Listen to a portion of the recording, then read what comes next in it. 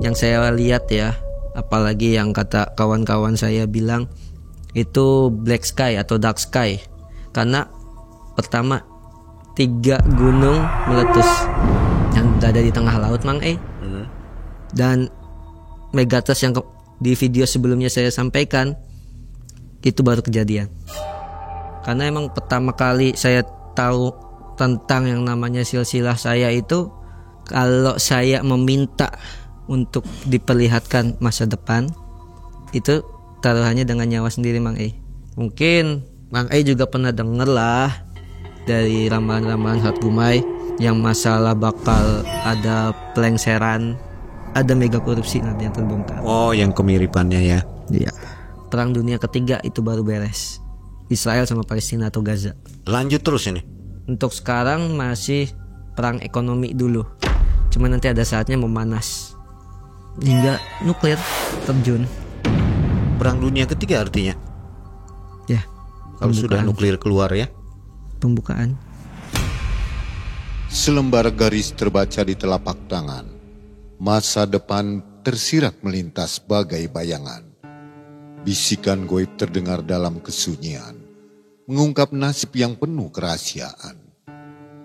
Ada yang ditakdirkan hidup dalam kejayaan. Ada pula yang jatuh ke jurang kesengsaraan. Namun, ramalan hanyalah sekedar gambaran yang biasa terjadi dalam penglihatan Mas Ridwan.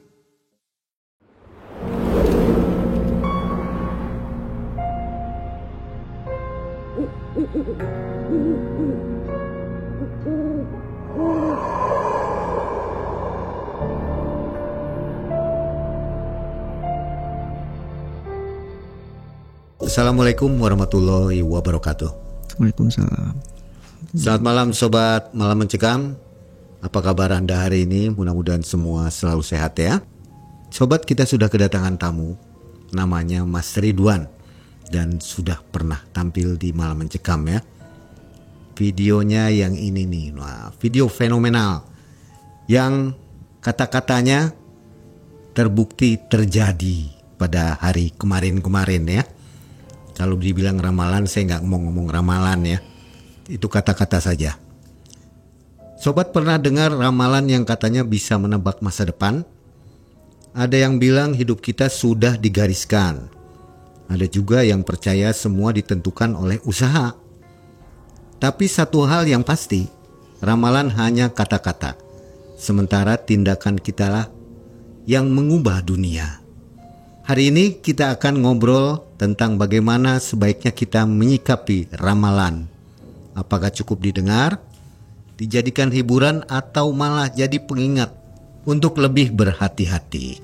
Oke, makanya kita hadirkan Mas Ridwan untuk membahasnya ya. Boleh dibilang obrolan santai, yang mau serius juga boleh. Mas Ridwan, apa kabar? Alhamdulillah Mang E. Kemana aja nih? Gak kemana-mana. Sibuk apa? Sekarang masih freelance. Ya lebih ke palu gada lah. Palu gada ya.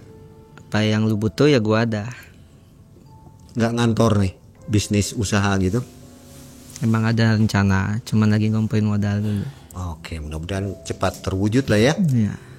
Nah, Mas Ridwan, jadi banyak penonton Malam Mencekam yang kangen katanya. Ini kok kata-kata atau cerita dari Mas Ridwan ini kok terbukti gitu di video yang sebelumnya ya. Nah, Mas Ridwan, dari komentar di video yang lalu nih banyak sekali yang memuji. Di antaranya dari @channel98. Dia bilang keren sih, ramalannya tepat banget. Mudah-mudahan kedepannya Indonesia lebih baik. Kemudian Muhammad Lutfi ya, bagus juga terawangannya. Apa yang diomonginnya jadi kenyataan tentang kejadian mirip 98 dan terjadi. Itu yang beberapa ya yang berkomentar di videonya Mas Ridwan tahun lalu ya. Tadinya sih kita cuman ya cuek-cuek aja kan, namanya juga ramalan. Bisa iya bisa enggak, begitu aja nganggapnya angin lalu. Ternyata wow, Waktu tahun lalu di video itu ada bilang Megatrust. Apa yang terjadi? Sudah terbukti belum? Kalau dibilang bentar lagi. Berupa apa, bencana atau bencana pemerintahan atau bencana alam nih? Memang bencana alam Bang Bencana alam. Bencana alam karena emang populasi manusia di tahun 2024 sampai 2025 udah melebihi batas. Overpopulasi. Ya. Dan itu sebenarnya kenapa belum terjadi? Karena ada satu kejadian bencana alam sebelum itu harus kejadian dulu. Memang sudah suratan gitu ya? Iya. Dan mungkin sekarang saya baru bisa menyampaikan karena bagi saya udah sangat darurat. Udah benar-benar sangat kacau. Iya. Dan mungkin kalau dibilang harus benar-benar persiapan dari sekarang. Iya, waspada begitu ya. Iya. Ya, terserahlah Mau bilang orang-orang apa mau gitu ya? percaya atau tidak. Yang jelas saya harus menyampaikan ini karena bakal banyak korban yang terjadi. Oke. Dan sobat bisa melihat dokumen tentang seputar Mas Ridwan ya di video yang sebelumnya. Sampai sudah ada surat yang valid dari Hamengkubuwono. Tuh. Hamengkubuwono I ya? Iya. Keturunan Hamengkubuwono I ya? Terus Ustaz? Iya betul Hamengkubuwono Berarti I. Bapak waktu itu lahir di Keraton. Keraton. Itu betul? Betul. Info untuk sobat semua yang belum mencet tombol gabung dan belum masuk ke member area, silakan jalan-jalan di situ untuk nonton kisah-kisah yang tidak ada di video reguler ya. Karena di sana ada kisah mistis yang tidak bisa ditampilkan di sini. Oke, mudah-mudahan sobat suka dengan fitur tambahan dari Malam Cekam.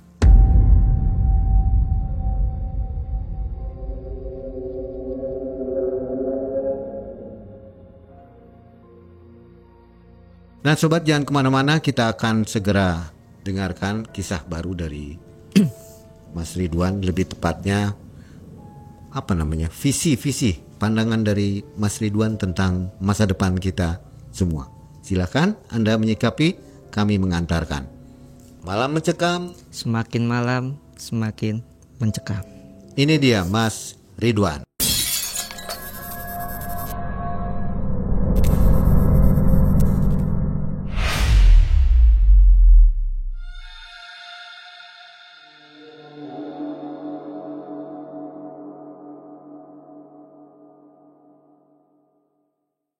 Jadi begini Bang sebelum menceritakan itu semua, mungkin Bang udah pernah dengar lah dari video saya yang sebelumnya bahwa saya melakukan tirakat dan lain. Saya juga sampai sekarang masih melakukan tirakat Bang dan masih banyak juga tugas saya yang belum selesai.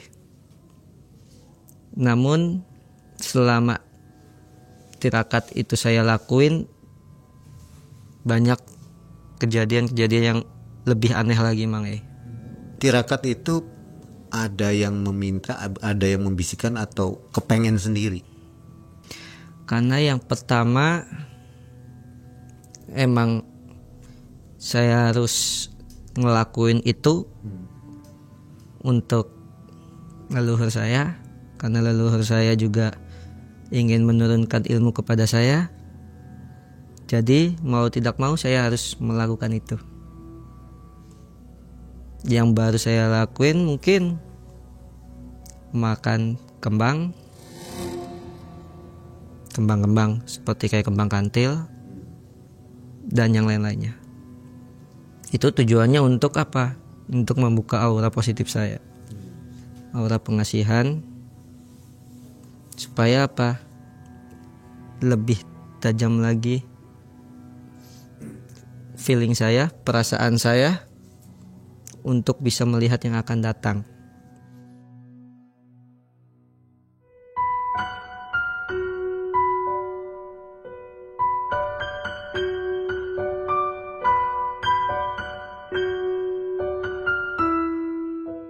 Jadi setelah tirakat itu saya lebih tajam lagi Bang untuk melihat masa depan.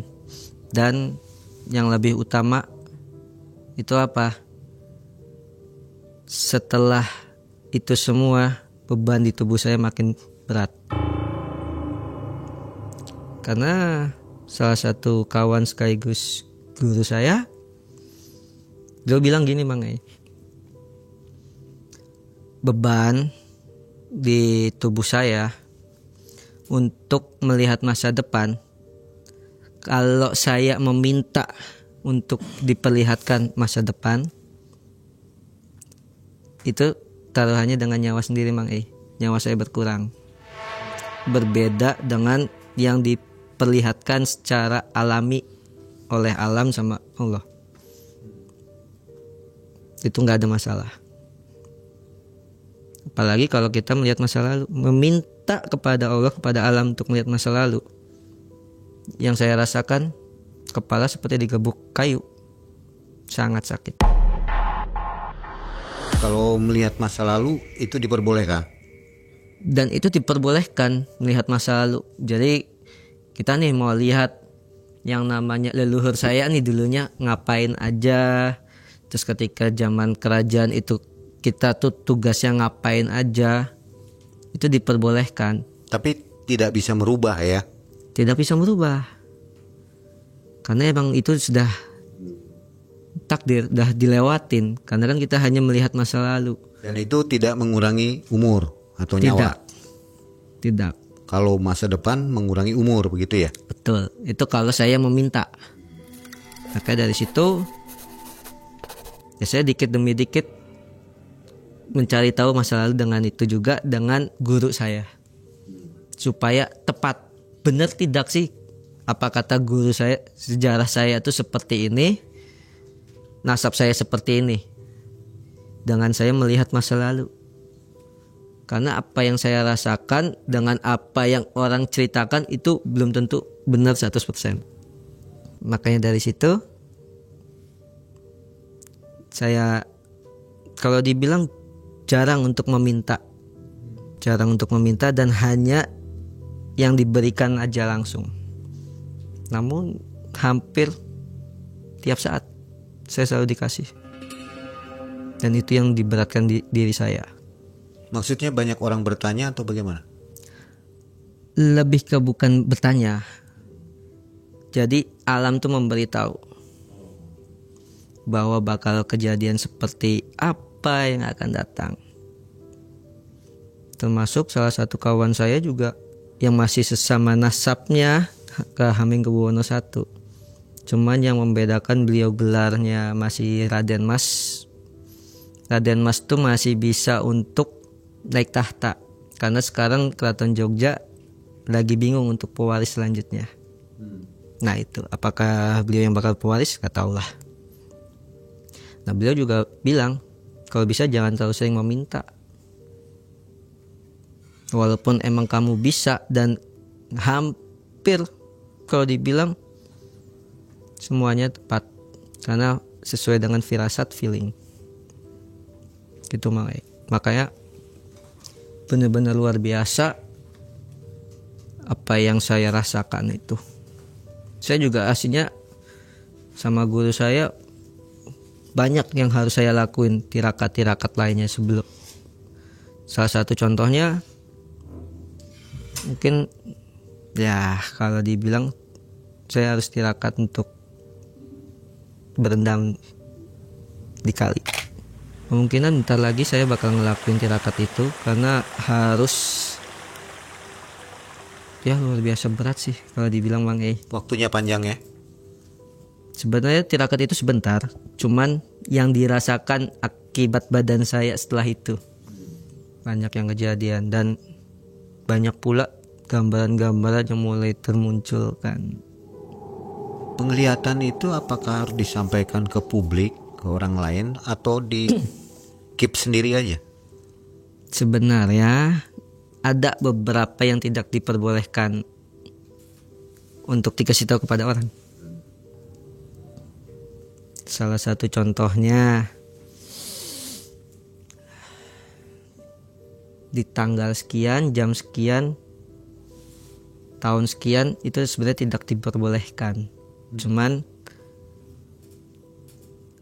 ada beberapa yang diperbolehkan, seperti di awal pemerintahan atau mungkin yang akan datang.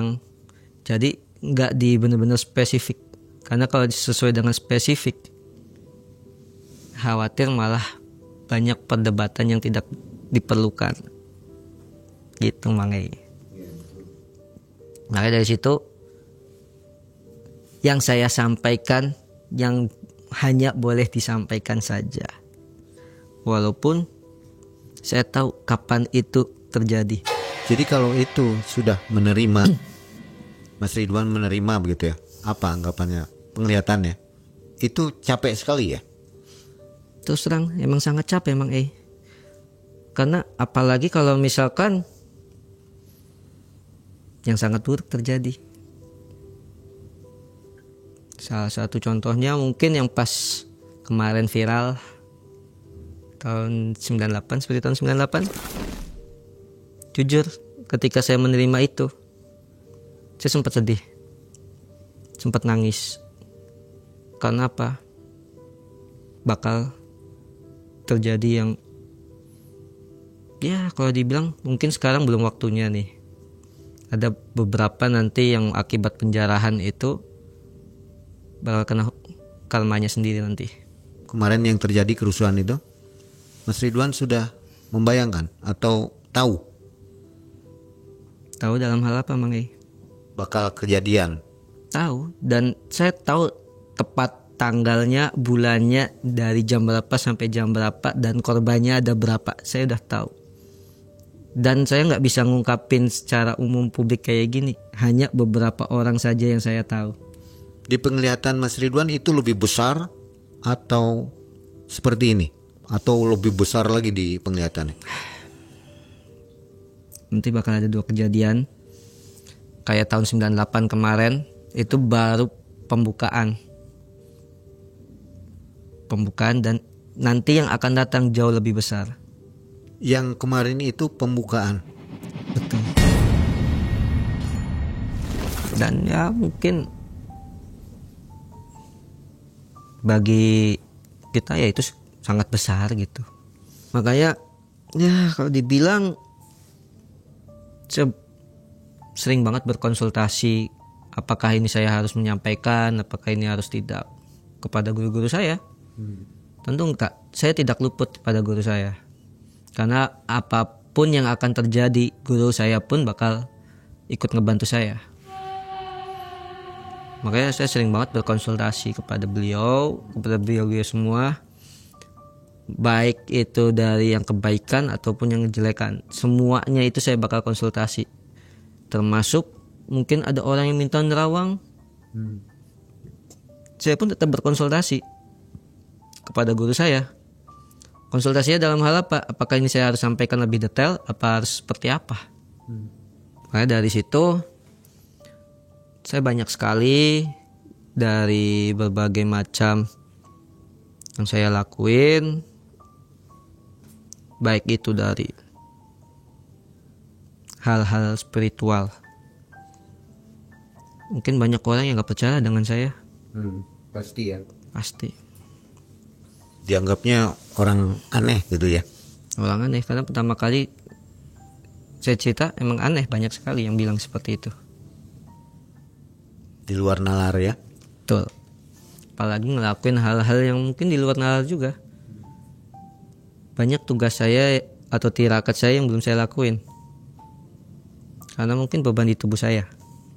Begitulah Mang untuk obrolan yang tadinya. Nah untuk sekarang kan saya mau cerita gini Mang, kisah hidup saya awal mula ketika mungkin lah istilahnya kita pernah baca lah atau nonton di video sebelumnya. Awal mula saya muncul kemampuan saya itu setelah tirakat.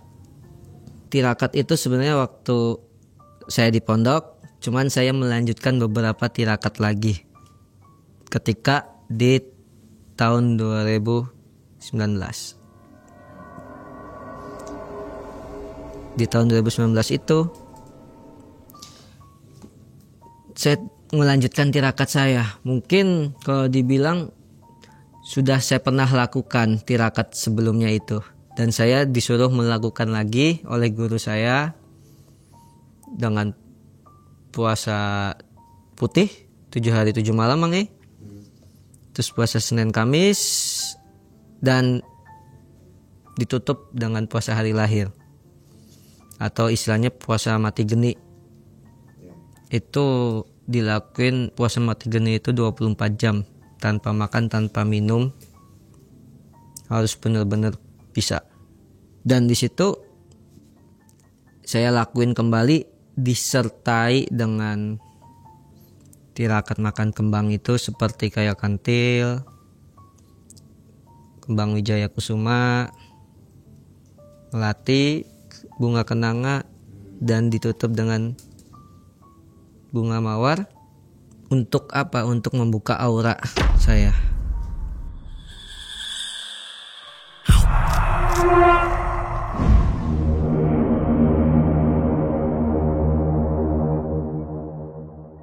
Berat juga ya? Berat. Dan itu masih ada beberapa tirakat yang belum saya lakuin. Cuman insya Allah bakal saya lakuin. Dan guru saya pun menyarankan saya untuk introspeksi diri juga, supaya tidak menjadi orang yang sombong karena udah ngerasa lebih tahu dulu gitu. Dan di awal mula saya bisa melihat yang akan datang itu dengan secara spontan, tidak disengaja, kepada teman saya. Pada teman saya yang mungkin udah tahu lah Mang Eya di video sebelumnya tentang si Faikoh itu. Cuman di tahun 2019 itu saya benar-benar luar biasa. Alam banyak yang memberitahu saya dari 2019. Contohnya COVID. Dan terbukti udah terjadi. Karena emang waktu itu COVID itu yang saya lihat emang benar-benar jalanan sepi atau apa gitu. Dan terjadi. Kemudian masalah pemilu juga. Mungkin Mang E tahu lah ya. Yang terjadi ternyata Pak Prabowo. Dan yang terbaru tahun 98 itu. Ketika tahun 2019 itu, semenjak pertama kali saya tahu tentang yang namanya silsilah saya, latar belakang keluarga saya seperti apa, dan dari ya istilahnya yang saya belum tahu ketika waktu itu, akhirnya saya tahu dan saya mencari tahu kepada guru saya. Karena emang pertama kali saya tahu tentang yang namanya silsilah saya itu, orang tua saya benar-benar sangat menutupi itu. Karena gak mau saya disangka sombong atau apapun itu. Mungkin orang tua saya seperti itu. Akhirnya hingga saya tahu, dan alhamdulillah saya dikasih tahu guru saya itu pertama kali oleh kawan saya. Karena emang mungkin tahu saya lagi cari jati diri. Saya akhirnya bertemu dan mencoba pertama kali konsultasi apa yang saya rasakan itu seperti apa dan kayak gimana. Hingga akhirnya saya diingatkan kembali ketika waktu tirakat di pondok itu. Makanya itu saya diingatkan kembali, oh iya saya pernah disuruh tirakat sama guru saya waktu di pondok. Makanya saya pun ngelakuin kembali tirakat tersebut. Kayak puasa mutih 7 hari 7 malam. Jadi full makan yang putih-putih atau minum air putih yang serba putih lah intinya. Gak boleh yang warna-warna atau kayak gitu, gak boleh. Kemudian puasa sunnah Senin Kamis sama puasa penutupan hari lahir.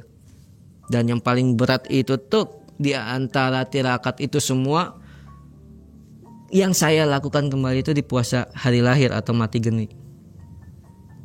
Karena itu benar-benar luar biasa berat. Di situ banyak banget sosok yang tiba-tiba muncul. Salah satu contohnya muncul kayak genderuwo di depan pintu kamar.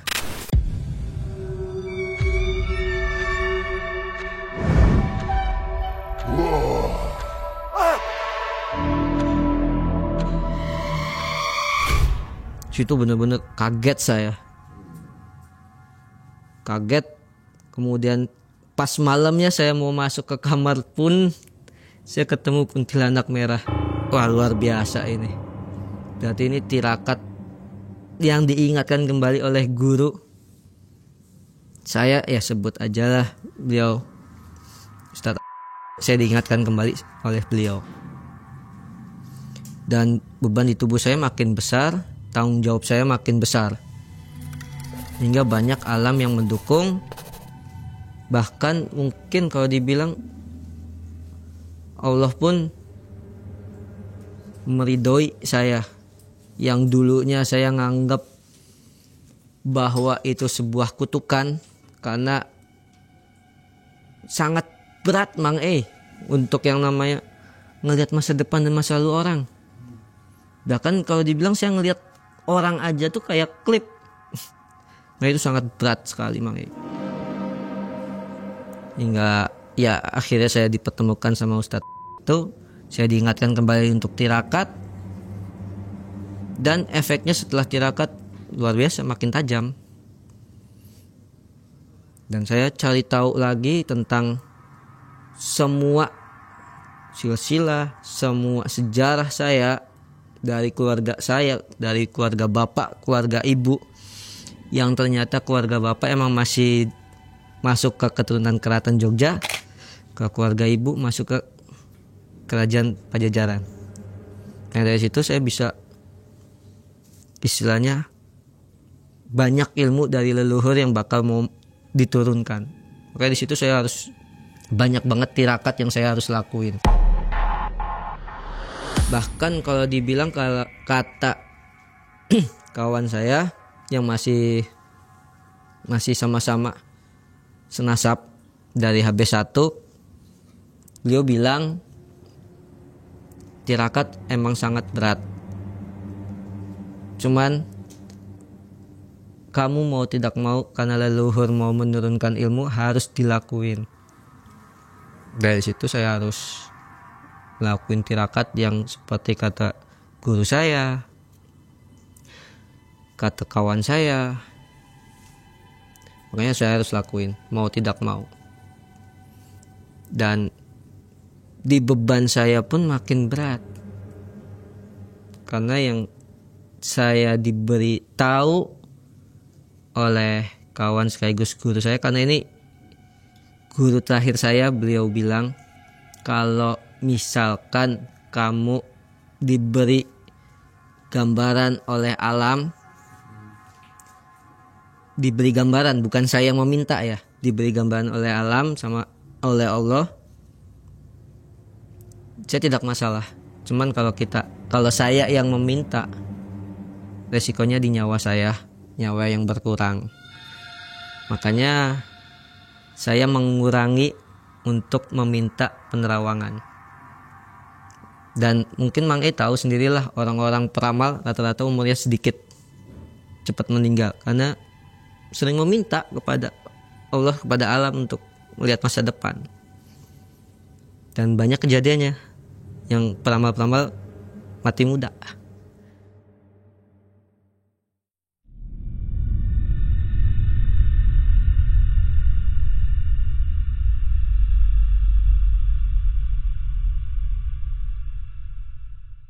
Jadi setelah itu tuh Mang setelah itu ketika saya udah ngelakuin itu semua, saya sempat bingung, karena dengan beban yang saya rasakan, antara saya harus percaya dan menerima anugerah yang Tuhan berikan, yang Allah berikan, atau mungkin saya mau nolak. Sempat saya berpikir untuk menolak, karena ya mungkin Mang tahu sendirilah tadi ya, dengan cerita yang saya sampaikan, benar-benar bebannya luar biasa di badan saya. Sempat saya berpikir untuk menolak, untuk menutup kembali. Tapi ya banyak yang istilahnya dari kawan-kawan saya yang sesama bisa melihat, sesama ya istilahnya paranormal lah, beliau mendukung saya untuk menerima aja anugerah itu. Jadi ya mau tidak mau, suka gak suka, ya harus saya terima jadinya. Karena itu mungkin sebuah kelebihan yang Allah atau Tuhan berikan. Dari situ mulai saya sering lah istilahnya yang namanya kayak tawasul, kemudian ya zikir-zikir lah untuk mengingat pada Allah biar saya tidak jadi orang yang sombong. Gitu Mang. Makanya dari situ sedikit demi sedikit banyak alam pun memberitahu seperti kayak kondisi Indonesia yang akan datang, kondisi dunia yang akan datang, dari baik itu dari kondisi pemerintahan, ekonomi ataupun bencana alam. Bener-bener full dikasih tahu, bukan saya yang meminta. Gitu, Mang. Kalau dari hati yang paling dalam sebenarnya Mas Ridwan ini nggak mau ya menerima itu ya. Betul, nggak mau banget Mang. Karena apa ya? Kalau dibilang capek Mang. Melihat masa depan ternyata buruk. Beban di pikiran, di mental. Ya. Lihat masa lalu kepala kayak mau pecah, seperti digebuk kayu sih. Nah di situ ya mau nggak mau lah, ya udah Bismillah aja, dengan niat atas nama Allah aja, Bismillahirrahmanirrahim. Tapi banyak orang yang bisanya sedikit tapi supaya kelihatan sama orang lebih wah gitu ya, malah dipublikasi gitu. Ya. Padahal belum tentu pasti gitu ya, ngarang-ngarang aja gitu. Banyak sekali, apalagi kalau kita menggunakan makhluk. Jadi kan untuk melihat masa depan itu kan ada dua tipe ya Mang. Jadi yang pertama yang diberikan langsung oleh Allah sama alam, yang kedua oleh jin. Kalau oleh Allah sama alam, dengan istilahnya kalau di Islam itu tuh firasat atau feeling yang kuat. Nah itu bisa 100% benar. Tapi kalau oleh jin itu pasti salah. Dan saya pernah ngelakuin dua itu, mencobalah istilahnya bener nggak sih yang kata guru saya, yang kata kawan-kawan saya sesama paranormal yang bilang seperti itu. Saya coba dan ternyata emang benar. Ya salah satu contohnya saya pernah pakai jin itu tuh bawa gubernur Jakarta yang jadi bukan Rano Karno, ternyata meleset. Nah dari situ saya, oh iya benar juga ya apa kata kawan-kawan saya, apa kata guru-guru saya. Dari situ saya percaya dengan feeling saya yang kuat. Kalau Mas Ridwan ini bawaan lahir atau memang hasil tirakat? Yang pertama itu emang saya bawaan lahir, karena emang masih ada silsilah kerajaan. Dan kalau dibilang Hamengkubuwono I itu kan di sejarah aslinya itu masih nyambung ke keturunan Rasulullah juga Mang. Walaupun melalui Asmat Khan dari situ, tapi kan tetap masih nyambung dong. Nah makanya dari situ yang pertama kali saya rasain itu ya hanya bisa melihat sosok makhluk, hingga saya diasah supaya benar-benar tajam oleh guru-guru saya. Jadilah hingga saat ini Mang. Orang tua punya kesamaan. Kalau orang tua, bapak itu sebenarnya peka. Hanya peka. Tahu, ngerasa bahwa salah satu contohnya ada makhluk yang bakal nyerang dia. Itu bapak saya peka. Cuman ibu saya lebih ke kayak istilahnya antara percaya dan gak percaya. Skeptis. Kakak saya pun bahkan banyak yang gak percaya. Lebih percaya apa kata medis. Lebih percaya apa kata logika. Makanya hanya saya yang mungkin percaya, dan saya yang ngalamin sendiri. Tapi mereka sekarang sudah mulai percaya. Dikit demi dikit Mang. Dikit demi dikit, karena apa yang saya bilang banyak yang kejadian. Apalagi pas waktu ketika kumpulan keluarga besar, saya ngerasa di situ bakal ada yang kecelakaan di depan rumah, dan ternyata kejadian. Saya bilang ke keluarga saya, hati-hati ini bentar lagi ada yang kecelakaan. Dan ternyata beneran. Di situ ada yang mulai langsung percaya, ada yang antara percaya dan gak percaya. Termasuk ibu saya. Pernah nggak kalau meramal gitu ya, bakal kejadian begini, nggak taunya nggak terbukti, terus diolok-olok oleh orang lain, oleh teman misalnya gitu. Itu kenapa tuh bisa meleset istilahnya? Ya itu karena seperti yang kata guru saya sama kawan-kawan spiritual atau paranormal itu, karena ngelihat masa depan itu ada 2 cara. Yang pernah saya coba itu ya dengan jin. Emang saya pernah diolok-olok, karena saya mencoba, bener nggak sih kalau pakai jin meleset. Nah itu ada yang sempat mengolok-olok saya. Tapi ketika saya ramal dengan pakai feeling yang kuat dan itu kejadian, baru dia mulai percaya dengan saya. Nah, Mas Ridwan, tadi sudah sekelumit kisah kehidupan Mas Ridwan ya. Iya. Bisa menjadi seorang peramal seperti itu. Saatnya kita ngobrol-ngobrol nih tentang masa depan negara kita ya, pemerintahan kita. Boleh nggak nih? Boleh. Kira-kira melanggar nggak gitu? Kira-kira jadi capek nggak? Untuk sekarang tidak, karena emang sudah saya dikasih tahu terlebih dahulu oleh Allah sama oleh alam. Jadi ya tidak ada masalah, Mang Ei. Iya, tentunya dunia internasional juga ya. Seperti apa sih kita tuh wajahnya nanti gitu. Betul. Boleh ya? Boleh lah. Karena ini Tapi emang, takutnya nanti ngurangin umur nih, enggak? karena ini emang udah dikasih tahu sama alam. Beda sama ya Allah. ini ya? Beda. Kalau saya yang meminta baru. Jadi ini memang sudah diberikan Sudah diberikan terlebih dahulu dan memang saya harus sampaikan untuk mengantisipasi itu.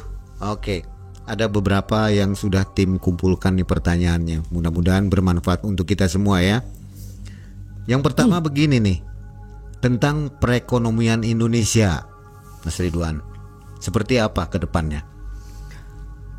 Untuk sekarang mungkin it's okay lah, masih aman-aman saja. Tapi untuk yang akan datang, kalau dibilang bakal inflasi besar-besaran. Inflasi bahkan kalau dibilang sih Mang Ei, orang kaya walaupun dia punya penghasilan miliaran triliunan, kalau nggak bisa manage duit ya udah hancur. Dan banyak banget perusahaan yang bakal merger, bersatu, karena emang untuk mempertahankan usahanya dia agar tidak bangkrut. Karena itu banyak banget nanti. Itu yang waktu dekat. Enggak, mungkin kurang lebih tahun depan lah. Deket dong. Waktu dekat. Tahun depan ya, mudah-mudahan. Kurang lebih. Mudah-mudahan nggak terjadi Ya semoga aja. Ya. Yang kedua, kemungkinan isu politik yang akan terjadi setelah demo kemarin, Mas Ridwan. Wah, setelah demo kemarin sebenarnya lumayan sih. Tapi itu hanya pembukaan, Mang Ei. Itu pembukaan ya? Iya, Belum yang gedenya nih.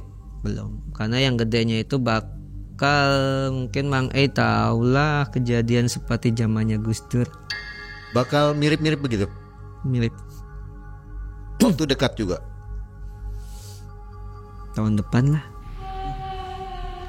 Wah, nih harus siap-siap nih ya. Ngeri ya, tambah bertanya tambah dirasa ngeri gitu ya. Mudah-mudahan penonton menyikapinya dengan akal sehat ya. Ya semoga aja tidak kejadian sih, Ya. karena saya juga ngelihat itu luar biasa seram. Serem ya. Iya. Pihak yang menunggangi dari internal eksternal Indonesia, maksudnya demo yang kemarin mungkin ya, ada yang menunggangi atau memang murni dari rakyat? Tidak, justru ada yang mengkambing hitamkan dan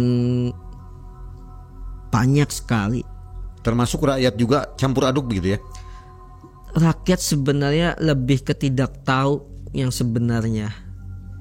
Jadi ada sosok orang penting yang istilahnya kalau dibilang, mungkin Mang Ei juga pernah denger lah dari ramalan-ramalan Hatgumai yang masalah bakal ada pelengseran dengan ciri-ciri seperti itu, yang tinggi, kurus, dan emang itu sosok orang yang bakal menggulingkannya. Oh, cungkring ya? Betul. Tinggi kurus cungkring, mungkin Hendrik nih. Tapi banyak juga yang berspekulasi bahwa mungkin ada yang bilang bakal seperti itu, tapi faktanya bukan. Bukan ya. Hanya posturnya seperti itu. Iya. Tapi dia tampil di panggung politik, Siapa? orang itu.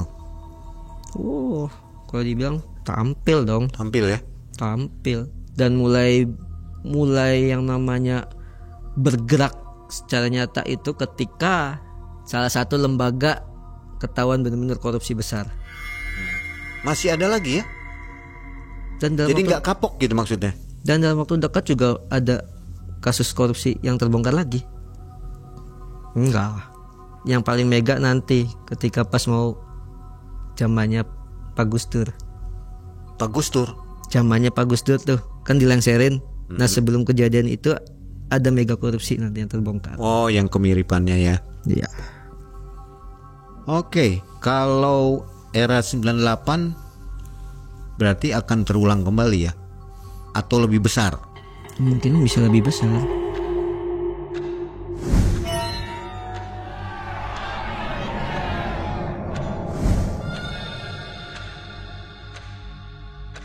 Kalau bisa, kalau saya saranin, rakyat Indonesia jangan gampang kena adu domba lah. Karena saya perhatiin ini kejadian itu tuh karena rakyat Indonesia ya diadu domba oleh ya sosok-sosok penguasa lah. Dan korupsi terus berlanjut ya? Betul. Tambah gede. Dan bakal terbongkar sangat mega.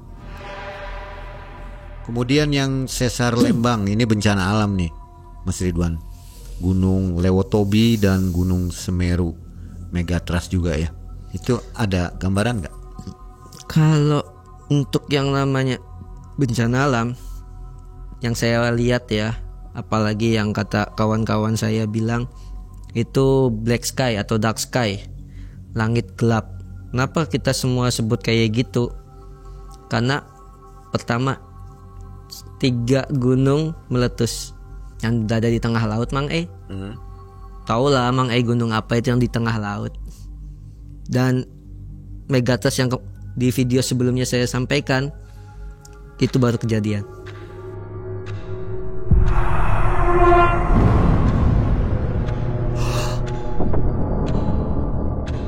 Setelah gunung tersebut meletus. Masih di dekat Jawa ya? Masih. Karena emang banyak daerah yang kena. Kalau dibilang banyak yang tenggelam lah. Sesar Lembang itu juga kejadian? Sesar Lembang. Iya. Belum ada gambaran? Kalau untuk itu sebenarnya banyak banget daerah-daerah yang bakal tenggelam. Termasuk negara tetangga juga ada yang tenggelam. Sebagian tapi.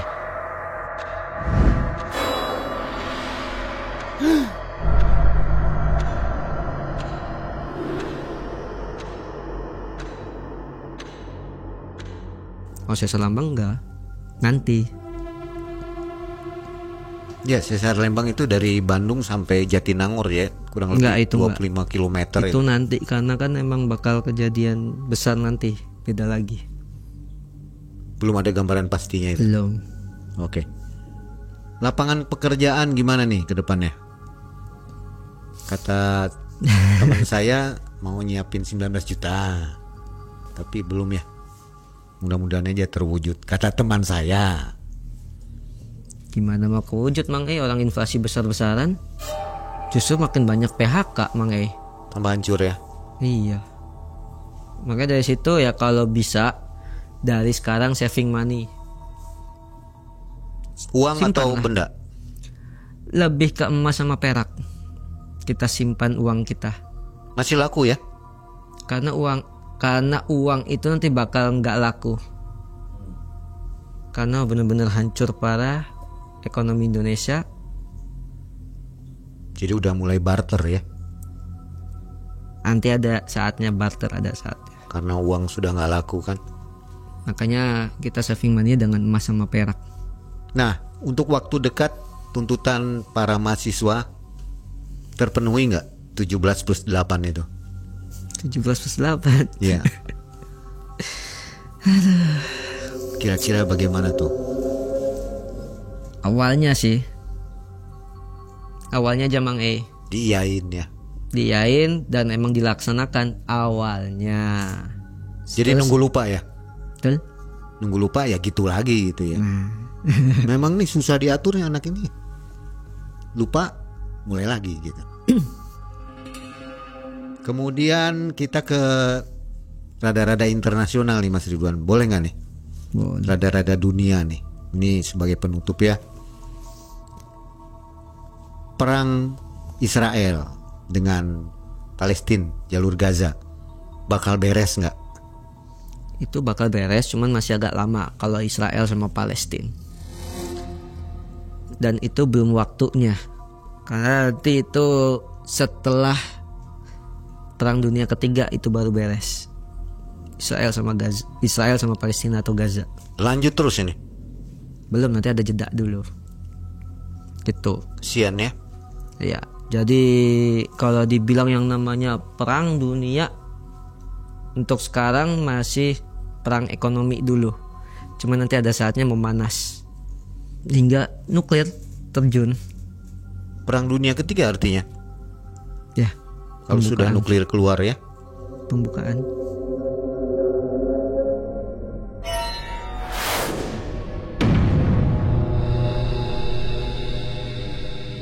Rusia, Ukraina, Thailand, Kamboja lanjut. Enggak. Berhenti itu. Kalau Kamboja kemungkinan sih nanti ada negara yang bakal istilahnya menguasai lah, Akan berhenti itu ya. aman. Paling nanti negara-negara besar aja. Bencana yang akan datang baik di Indonesia ataupun di dunia yang di gambaran Mas Ridwan apa? Yang terbesar dunia ya. Dunia, yaitu gunung meletus itu. Dunia. 3 gunung, karena nanti ada beberapa negara yang bakal langitnya ketutup. Itu selain Perang Dunia Ketiga Selain atau sebelum?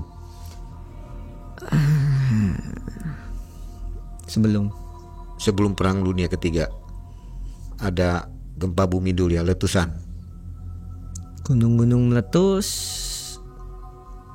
kemudian ya mungkin terjadinya perang-perang kecil-kecil dulu, baru perang dunia.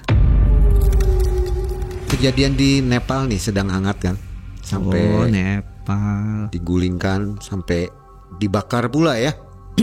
Ya. Apa ikut-ikutan dari Indonesia? Lebih tepatnya karena emang terbongkarnya kasus korupsi Perdana Menteri. Bukan ikut-ikutan ya. Kan. Karena terbongkarnya kasus korupsi dan banyak kebijakan yang mungkin menyengsarakan rakyat kali. Ya mirip-mirip lah ya. Ya hampir mirip, cuman tidak ikut-ikutan. Paling yang ikut-ikutan mengibarkan bendera itu aja. Ya.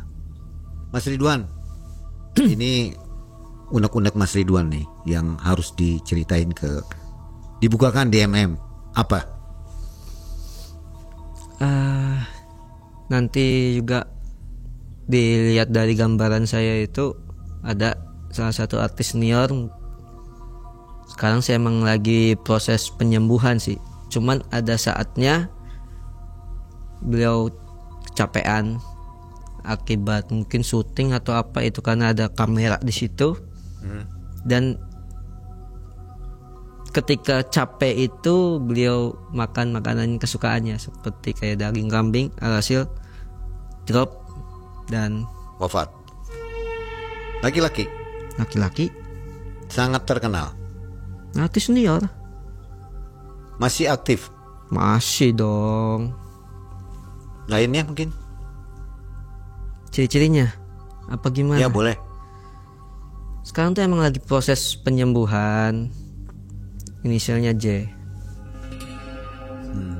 Ya, yuk silahkan tebak sendiri ya. Nanti kasih tahu di kolom komentar, oke?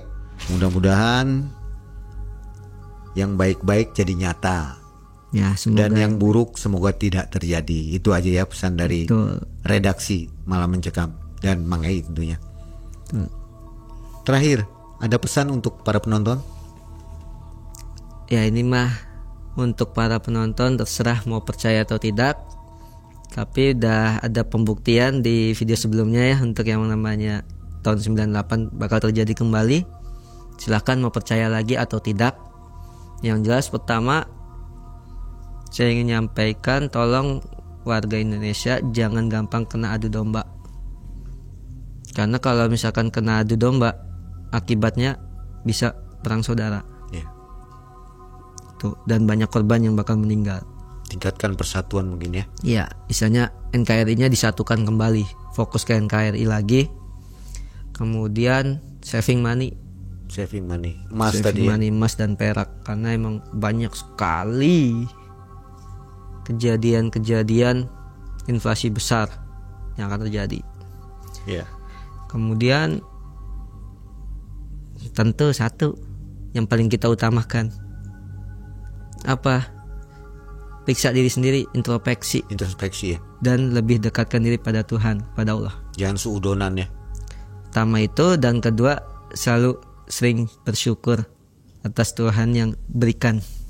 Mau itu nikmat ataupun mungkin kalau dibilang kata kita mah bukan nikmat kali, padahal itu nikmat yang sebenarnya. Ya, luar biasa ya. Jadi sobat, silakan komentar yang banyak di bawah ya, supaya Mas Ridwan baca dan mau tampil lagi di Malam Mencekam. Jangan lupa komentar, tanya apa saja tentang dunia dan masa depannya.